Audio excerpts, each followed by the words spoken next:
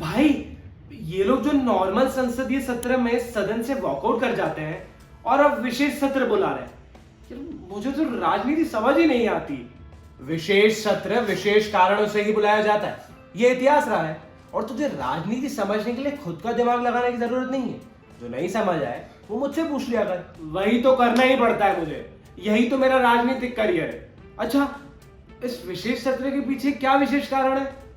देख, केंद्र सरकार ने संसद का 5 दिन का विशेष सत्र बुलाने की घोषणा कर दी है, जो कि 18 सितंबर से 22 सितंबर तक शायद नए संसद भवन में आयोजित किया जाएगा। संसद के इस विशेष सत्र बुलाने की घोषणा से सरकार ने विपक्षी दलों से लेकर राजनीतिक पंडितों को भी हैरान कर दिया है।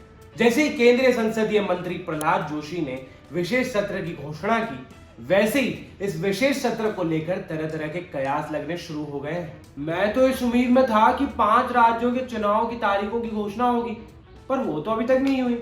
इन 5 राज्यों की चुनावी तारीखों के ऐलान ना होने के पीछे भी शायद ये विशेष सत्र ही कारण है, क्योंकि इस बात की भी चर्चा शुरू हो गई है कि सरकार इस साल होने वाले 5 राज्यों के विधानसभा चुनाव के साथ ही लोकसभा चुनावों की भी घोषणा कर सकती है। अखबार टाइम्स ऑफ इंडिया ने सूत्रों के हवाले से खबर दी कि इस सत्र के दौरान पेश होने वाले विधेयकों में एक राष्ट्र एक चुनाव विधेयक भी शामिल हो सकता है। इस प्रस्तावित विधेयक का उद्देश्य लोकसभा के साथ साथ राज्य विधानसभा चुनावों के एक साथ संचालन का प्रावधान करना होगा। और दूसरी तरफ विपक्ष ने संसद का विशेष सत्र बुलाए जाने की आलोचना की है। अब विपक्ष है तो आलोचना तो करेगा ही। आलोचना के अलावा क्या कुछ और बोला विपक्ष के नेताओं ने? कांग्रेस नेता राशिद अल्वी ने कहा कि सत्र के एजेंडे पर सस्पेंस है। अगर सरकार विशेष सत्र बुलाना चाहते हैं तो पहले आपको विपक्ष को विश्वास में लेना चाहिए। यह तानाशाही है, जैसे जून 2017 के विशेष सत्र में हुआ था। मुंबई में विपक्षी गठबंधन इंडिया में हिस्सा लेने पहुंचे मल्लिकार्जुन खड़गे से सवाल किया गया कि सरकार स्पेशल सेशन बुला रही और 1 नेशन 1 इलेक्शन बिल ला सकती है, जिस पर न्यूज एजेंसी ANI से कांग्रेस अध्यक्ष ने कहा कि उन्हें लाने दीजिए, लड़ाई जारी रहेगी। पर उस विशेष सत्र को बुलाने के पीछे का मेन रीजन क्या है? मतलब कुछ तो एजेंडा होगा। अभी तक तो सरकार की तरफ से कोई कारण नहीं बताया गया है, पर केंद्रीय संसदीय मंत्री प्रहलाद जोशी ने कहा कि हम अगले 2-3 दिनों में संसद सत्र का एजेंडा सबके साथ शेयर कर देंगे। ये पूछे जाने पर कि अचानक विशेष सत्र बुलाए जाने और एक देश एक चुनाव को लेकर विपक्ष सरकार पर हमलावर, इसके जवाब में जोशी ने कहा कि अगर वो बिल आता भी है तो उसको लेकर सदन में चर्चा की जाएगी।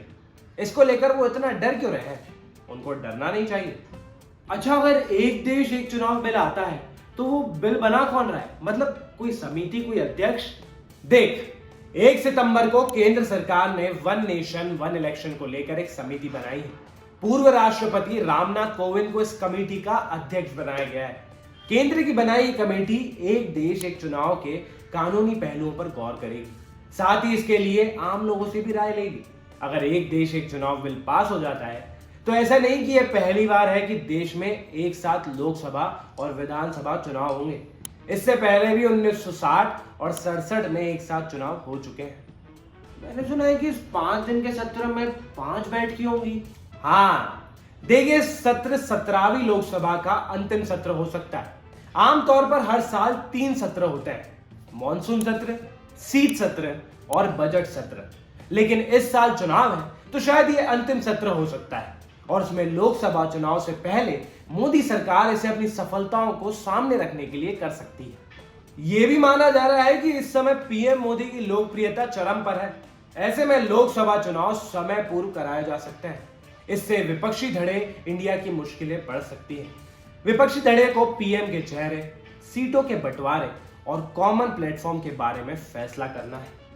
5 राज्यों के चुनावों के साथ लोकसभा चुनावों को कराना बीजेपी के लिए फायदेमंद साबित हो सकता है, क्योंकि 5 राज्य मध्य प्रदेश, छत्तीसगढ़ और राजस्थान में भाजपा और कांग्रेस की सीधी टक्कर है। इसके साथ ही मिजोरम और तेलंगाना में भी विधानसभा चुनाव होना है, और कहा जा रहा है कि संसद के विशेष सत्र नई बिल्डिंग में आयोजित किया जा सकता है। इस दौरान गणेश चतुर्थी का त्योहार भी वहां मनाया जाएगा। विशेष सत्र की 5 बैठकों में सरकार एक राष्ट्र एक चुनाव विधेयक पेश कर सकती है। हालांकि सरकार के लिए काम थोड़ी टेढ़ी खीर साबित हो सकती है। क्योंकि इतने कम समय में लोकसभा चुनावों के साथ अन्य राज्यों के चुनाव में लॉजिस्टिक संबंधी चुनौती है और साथ ही विपक्ष के विरोध का भी सामना करना पड़ सकता है। महिला आरक्षण विधेयक के भी पेश किए जाने की चर्चा है। हालांकि इस मुद्दे पर सहमति बनाना समय की दृष्टि से 5 दिन का कम समय है। अच्छा, ये सब तो ठीक है, पर जब सरकार का एजेंडा ही क्लियर नहीं है तो पहले 1-2 दिन में मुद्दे क्लियर करती, फिर डेट अनाउंस करती। इतनी जल्दी क्या थी? तेरी बात एकदम सही है और इसी बात पर विपक्ष भी सरकार पर हमले कर रही है कि सरकार उनकी इंडिया की मुंबई में होने वाली मीटिंग की डर की वजह से 1 तारीख को सत्र की डेट्स अनाउंस की, ताकि गोदी मीडिया में विपक्ष की मीटिंग से अधिक खबर विशेष सत्र की चले। समझा? चल जा, वीडियो को लाइक कर, शेयर कर, कमेंट कर और सभी से इंडिया लीडर चैनल को सब्सक्राइब करवा।